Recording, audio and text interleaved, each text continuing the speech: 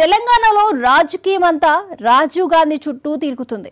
రాజీవ్ గాంధీ చుట్టూ తిరగడం రాజకీయం ఏందని అనుకుంటున్నారా? అవును, నిజమే. ఒకరేమో మంచి నాయకుడని, మరొకరేమో రాష్ట్రానికి రాజీవ్ గాంధీకి సంబంధం ఏందని మరికొందరు మాట్లాడుతున్నారు. రాజీవ్ గాంధీ పేరు ఇప్పుడు చర్చలోకి రావడానికి కారణాలేంటి? ఎవరెవరు ఏమి అన్నారు? Watch the story.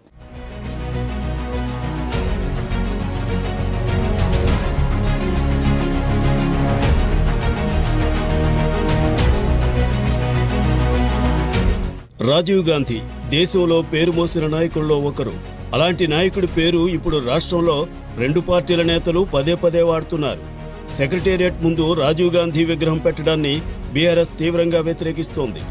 మరొక వైపు రాజీవ్ గాంధీ దేశోద్ధారక నాయకుడు, ఎన్నో సంస్కరణలకు కారకుడంటూ అందుకే తెలంగాణ సెక్రటేరియట్ ముందు విగ్రహం పెట్టి ఆయనకు నిజమైన నివాళి అర్పిస్తున్నామని కాంగ్రెస్ నేతలు అంటున్నారు.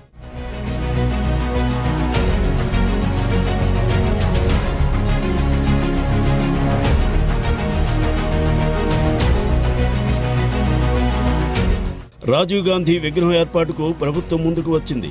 రాజీవ్ గాంధీ జయంతి రోజున సోనియా గాంధీ చేతుల మీదుగా విగ్రహావిష్కరణ చేయించాలని ప్లాన్ చేశారు. కానీ సోనియా అపాయింట్మెంట్ ఖరారు కాలేదు.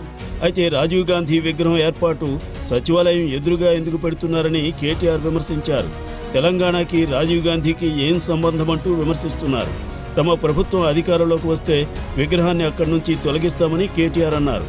కేవలం గాంధీ కుటుంబం ఆశీస్సుల కోసమే రాజీవ్ గాంధీ విగ్రహం ఏర్పాటుకు ఉత్సాహం చూపిస్తున్నారని అన్నారు.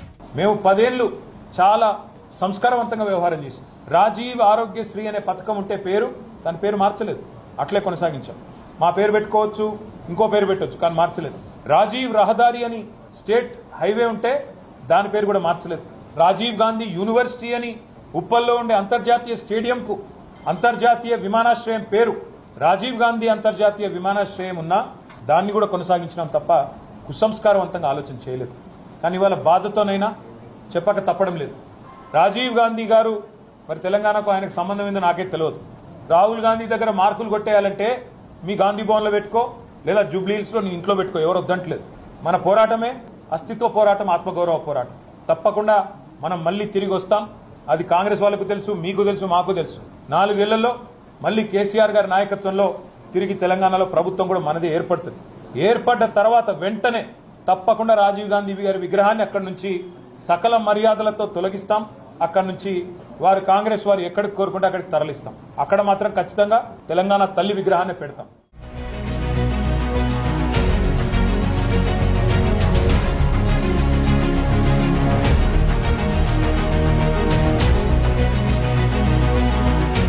ఇటు కాంగ్రెస్ కూడా అదే రేంజ్లో చెలరేగింది. రాజీవ్ గాంధీ విగ్రహాన్ని ఒక్కసారి టచ్ చేసి చూడని సీఎం రేవంత్ రెడ్డి అన్నారు. గాంధీ కుటుంబం దయ వల్లే ఈరోజు కేసీఆర్ కుటుంబం రోడ్డు మీద తిరుగుతున్నారని కాంగ్రెస్ నేతలు విమర్శించారు. అధికారం పోయిన కేటీఆర్కు అహం తగ్గలేదు. ఇంకా అధికారంలో ఉన్నా అని కేటీఆర్ అనుకుంటున్నారని, కేసీఆర్ విగ్రహం పెట్టాలని కేటీఆర్ అనుకుంటున్నారని సీఎం విమర్శించారు. ఈ దేశ ప్రధానమంత్రి రాజీవ్ గాంధీ గారి విగ్రహాన్ని సచివాలయం ముందు పెడితే కొంతమంది సన్నాసుల విగ్రహాన్ని తొలగిస్తామని ఈరోజు మాట్లాడుతున్నారు. అధికారం పోయినా బలుపు మాత్రం తగ్గలేదు. నీ బలుపు అనగదీసే బాధ్యత ఇక్కడున్న మా కాంగ్రెస్ పార్టీ కార్యకర్తలు తీసుకుంటారని చెప్పి ఈ టీఆర్ఎస్ సన్నాసులకు నేను చెప్పదలుచుకున్నా. ఆ సన్నాసి దుఃఖం బాధ ఏందని నేను కనుక్కుంటే అక్కడ వాళ్ళ అయ్య విగ్రహం పెడదాం అనుకున్నాడట.